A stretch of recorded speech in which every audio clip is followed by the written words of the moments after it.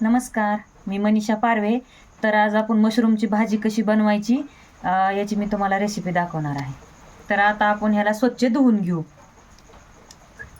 स्वच्छ धुवूनच याची भाजी करायची असती. त्यासाठी आपल्याला स्वच्छ धुवून घ्यायचं. ही 2 पाण्यानं घेऊ शकतो आपण. तर बघा, आपलं ही मशरूम आपण स्वच्छ धुवून घेतलेलं आहे. आता बारीक बारीक ह्याचे आपण काप करून घेऊ. तर बघा, आपण असं मशरूम बारीक करून घेतलेलं आहे. तर आता भाजीसाठी सामान काय काय लागतंय हे दाखवायचे तुम्हाला. तर आपण भाजीसाठी बघा मशरूमच्या काय काय घेतलेलं आहे. खोबरं घेतलेलं आहे, कोथिंबीर, कांदा, टमाटर, अद्रक लसणाची पेस्ट आणि भाजलेलं बेसन पीठ. तर बघू आता कशी बनवायची ती भाजी. तर आपण बघा चुलीवर कढई ठेवलेली आणि कढईमध्ये तेल टाकलेलं आहे. तर बघा आता आपल्याला सुरुवातीला काय टाकायचे, जिरे मोहरी टाकायची.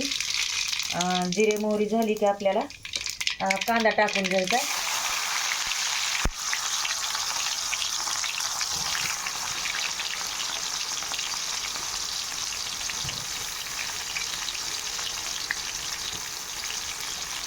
तर आपण आता कांदा टाकून घेतलेला आहे सुरुवातीला. तर पूर्ण ह्याला कलर येईपर्यंत आपण सोनेरी कलर येईपर्यंत आपण ह्याला परतून आणायचं.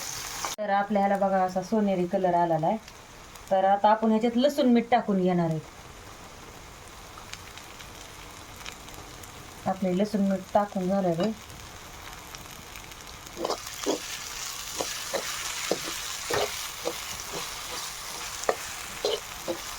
हळद घालून घेणार आहोत. आपण कुठला मसाला वापरणार नाही. जे आपण उन्हाळ्यामध्ये मसाला बनवून ठेवतो तीच आपण वापरतात. जास्त मसाले आपण बाहेरचे खात नाही.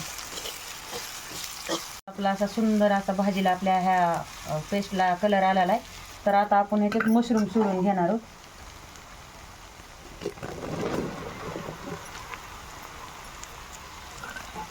तर आता आपण हे मशरूम सोडून घेतलेलं आहे. आता एक 10 ते 15 मिनिटासाठी आपण याला झाकून ठेवणार आहोत. तर आपण आता ह्याला उघडून बघणार आहोत. तर बघा, आपण ह्याला काहीच पाणी वापरलेलं नाही. याचं अंगचंच पाणी सुटलेलं आहे, बघू शकता तुम्ही. तर आता आपण याच्यामध्ये जी भाजलेलं बेसन पीठ आहे ना, ते आता आपण सोडून घेणार आहोत.